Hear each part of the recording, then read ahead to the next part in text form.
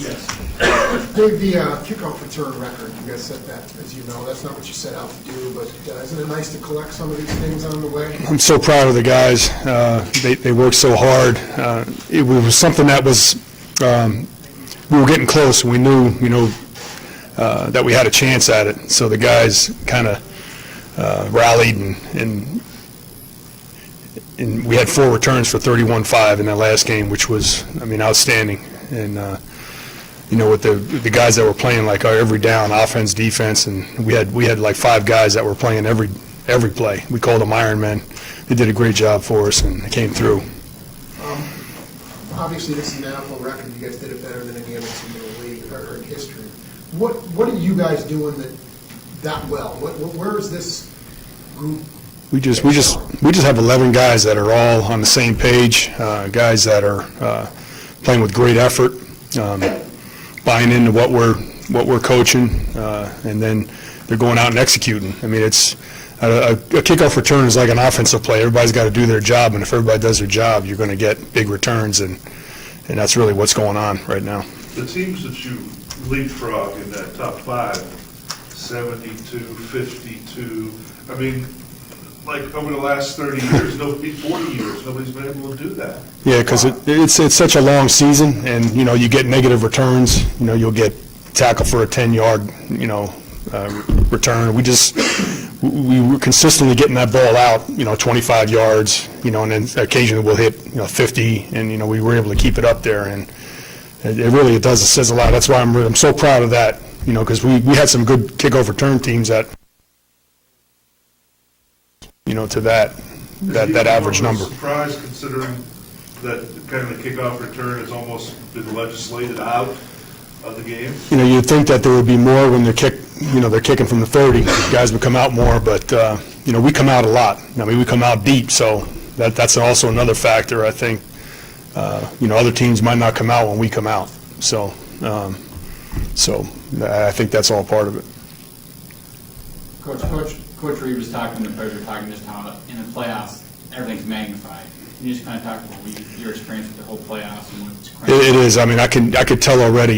Yesterday at practice, you could just see the speed, the way the guys are flying around, and just the focus in the meetings. In the morning, just everything is intensified. And Coach Reed talked about it first, but then you want to see it happen, and it happened yesterday. And I noticed it today in meetings as well. So.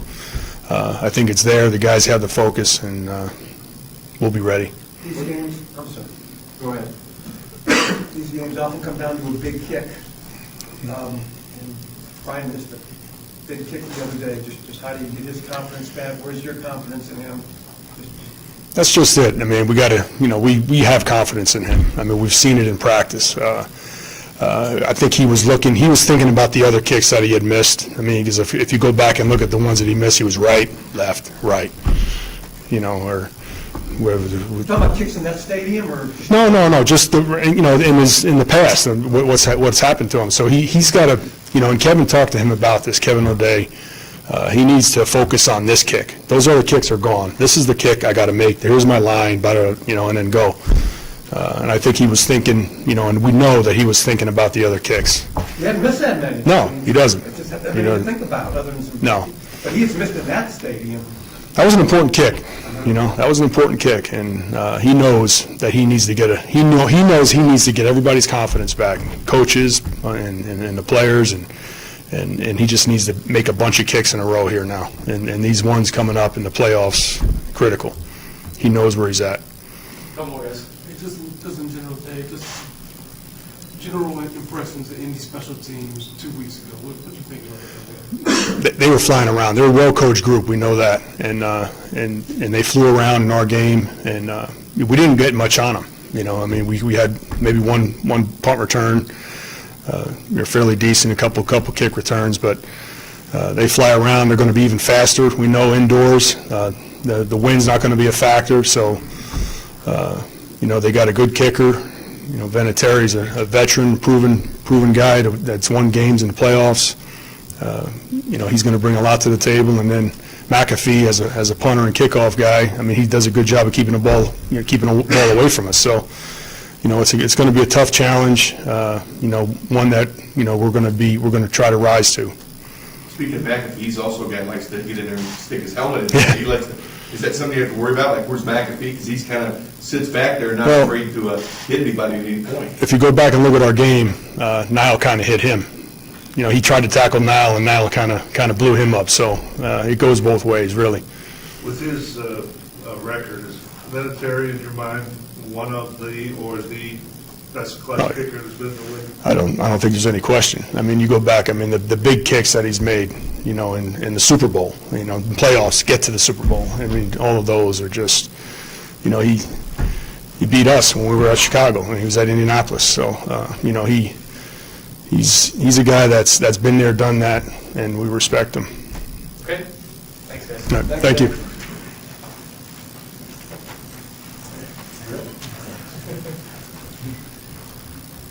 Hey, Doug, how you doing? Good, guys. How you doing?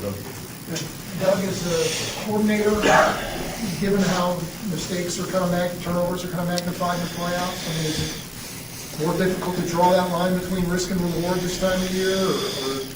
Yeah, I just know with my experience as a player in Green Bay when we were in the playoffs a lot. I mean, there's times now. I mean, ball security is a big part of what you do now.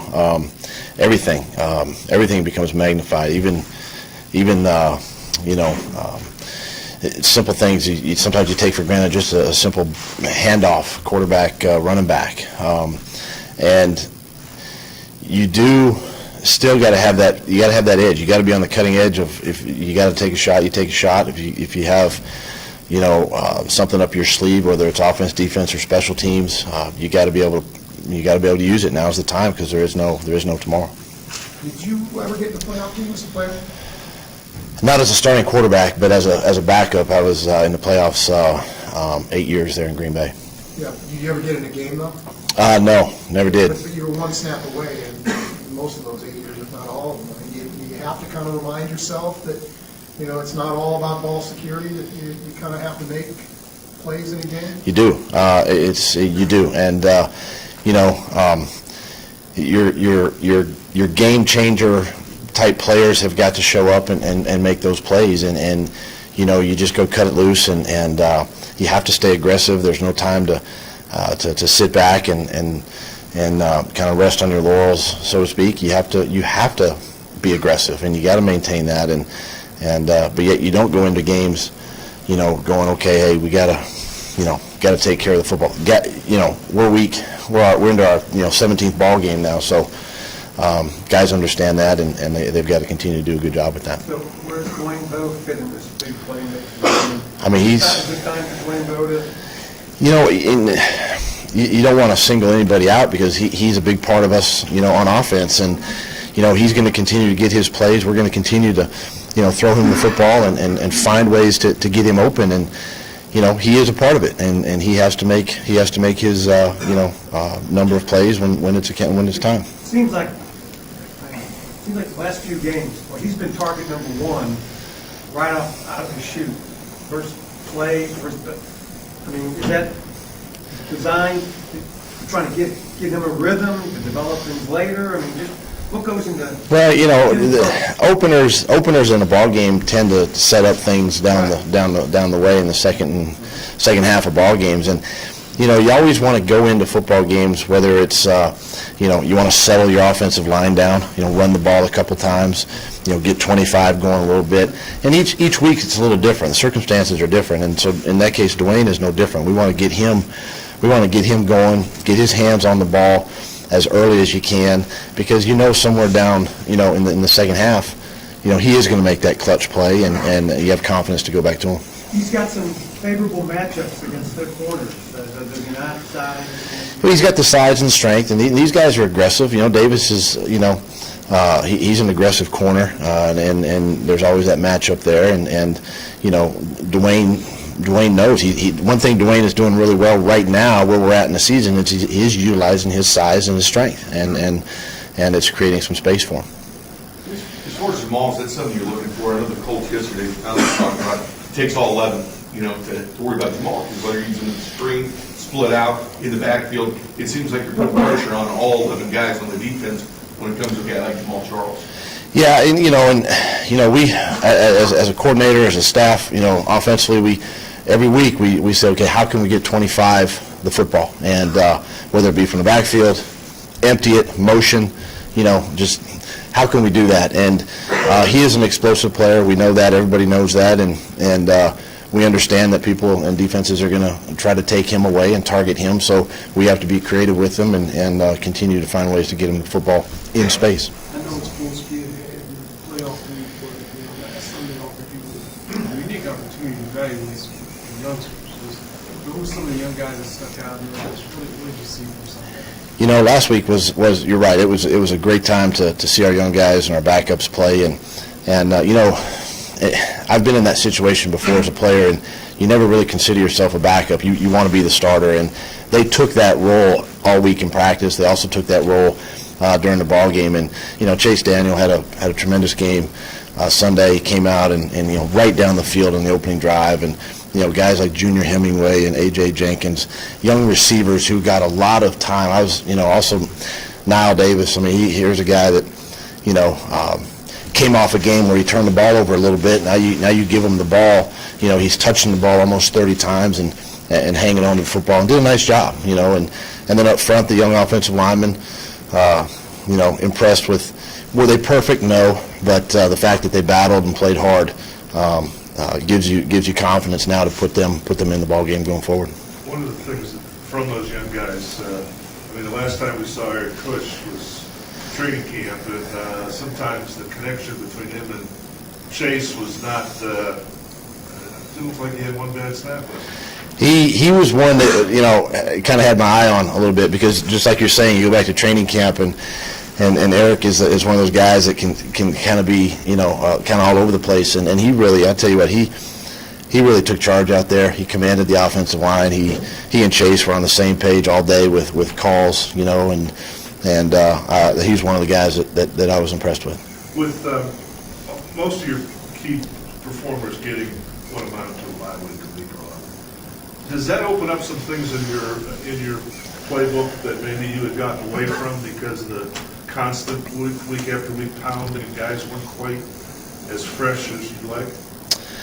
There are some things you can go back to and revisit that we did earlier in the season. It was great just to get those guys the rest that they needed. I know they were, banged up a little bit, so it was good to get them some rest going into this week. And again, they understand the magnitude of where we're at. It's a one-game season from here on out, and they've got to come ready to work, every day and put forth good work. Would the tight end position with Fasano be one of those guys where, it's because of all his injuries and so forth, been up and down and in and out. This offense has always been geared to a tight end catching a lot of passes, but we haven't seen that. Yeah, and he'd be the first to tell you that injury is no fun, but he's going to be a big part of what we do going forward now, and he's healthy, he's ready to go, he's excited with the opportunity that he has before him, and again, this offense has been, over the years, has been predicated to tight ends and getting them the football, so he'll be a big part of what we do. Come on, guys. Were you happy? A couple of times AJ showed this real vertical speed, especially on the long catch. Just one of your impressions is his ability to potentially take the top off the defense, speed. Well, yeah, we know AJ has great speed. We knew that when he came to us, and again, you try to find unique ways to get him down the field or singled up one-on-one, and he has come a long way from week 1 to week 17, and another one of the young guys that capitalized on his opportunity. Made a nice catch early in that ball game to set up that first touchdown, and he's a guy you got to keep using that speed. Did you guys have too many men downfield on that play? No. Last one, Irving. Coach, you were talking about some of the injuries, and it looked like you were getting ready to enter the playoffs 100% healthy, especially on the offensive line. Now you got Fisher with the groin injury. How fortunate have you been to have a versatile guy like Donald Stevenson who can bounce back? It's been great. Guys like that. Jeff Schwartz can play both guard position. Asamoah can go either way. The offensive line they've battled through those injuries, all year long, and it's great to have guys that can, you have to have those guys. You have to have those swing tackles and swing guards and guards that can play center and hey, this time of year, you go with it and everybody's ready to go. You talk about those versatile offensive linemen. Are they versatile because of their talent, or are they versatile because you guys create them, starting all the way to OTAs with moving them around and having them play? It's a little of both. It really is. It's a little of both, and you start targeting certain guys. We know Brendan Albert is a left tackle. I mean, he is a left tackle, but yet you can take a guy like Jeff Schwartz and target him and say, okay, you can play guard or tackle. And you can Donald Stevenson, you can swing and play either tackle. So, and you begin to work those techniques and fundamentals, and so in their mind, as you build through OTAs and you get into training camp, in the player's mind, they now know that, hey, I have an opportunity to be versatile and play either side of the ball. Okay, thanks, guys. All right.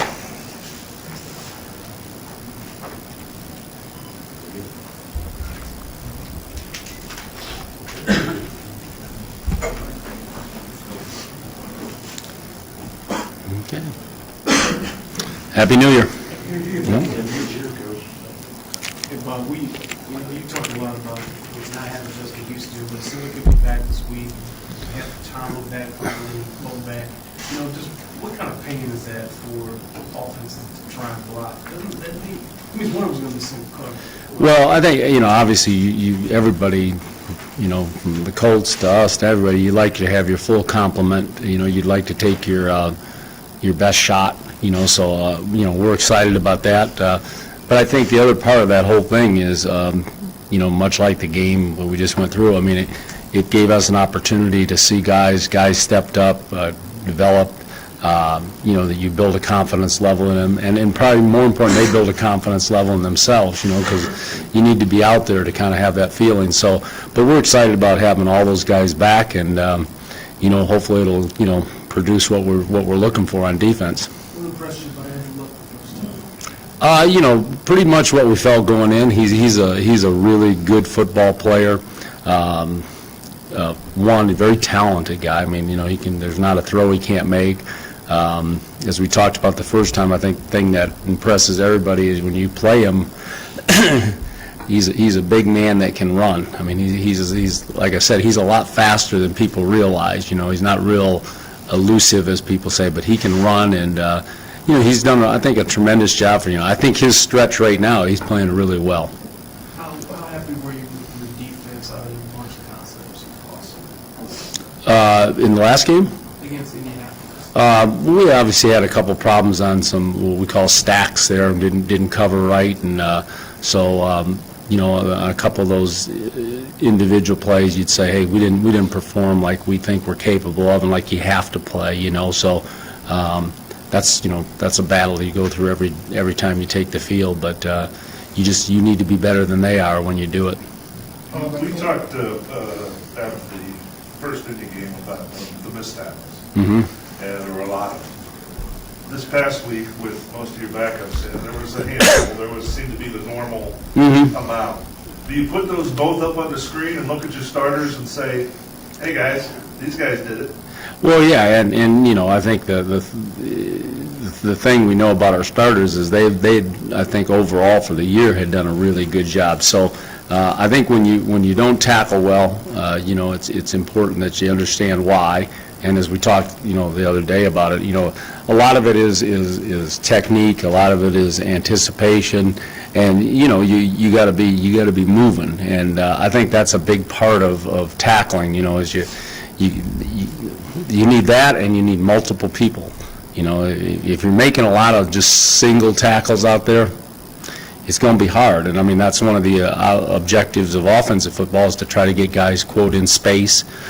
And we need to get as many guys out there as possible to help secure those the tackles that are missed right now. That's what you're really looking for, because there's probably a few more missed tackles than you realize, but usually there's someone else close by that's coming to clean it up, and that's really what you want. If you want to be good on defense, that's what you have to have. So fresh legs help? No, I think they just did a good job. I think the the whole group of guys, offense, defense, special teams that play at San Diego really, stepped up and were highly competitive and were very aggressive in how they played, and that's the key element. And, you can't be on your heels, and, like we talk to them all the time, it's not going to be perfect.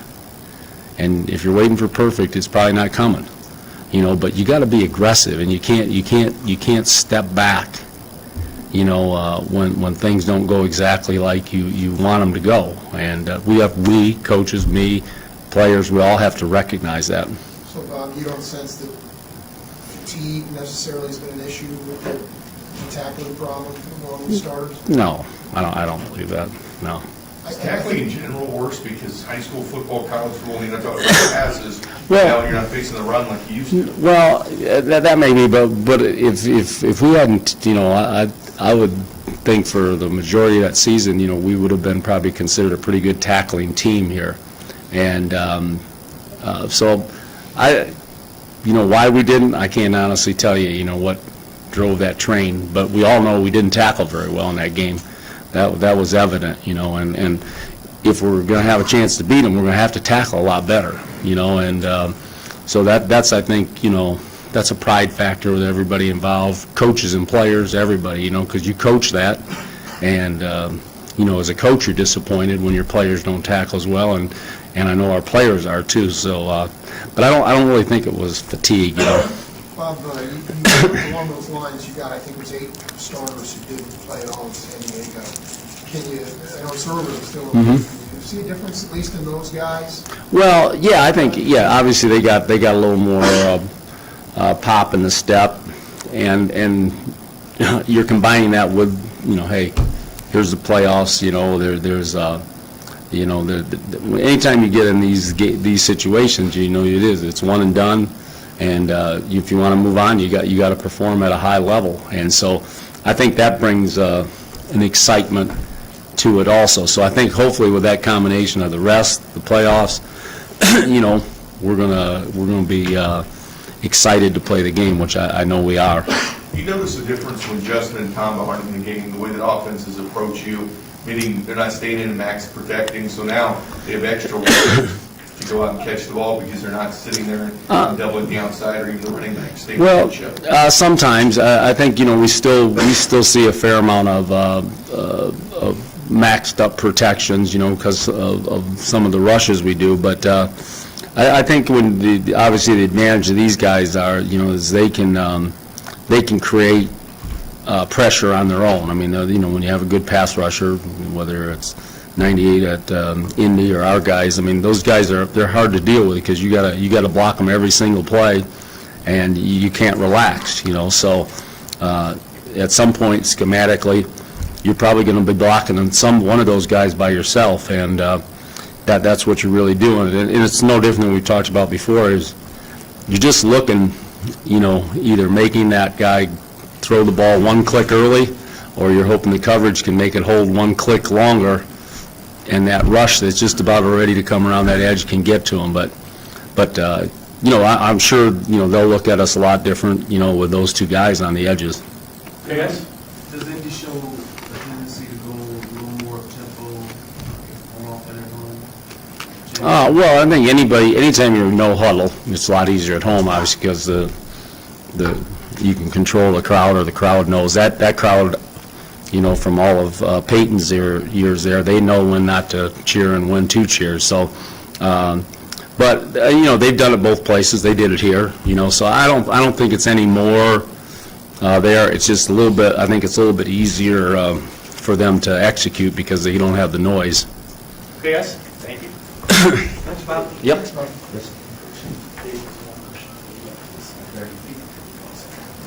Who's first up?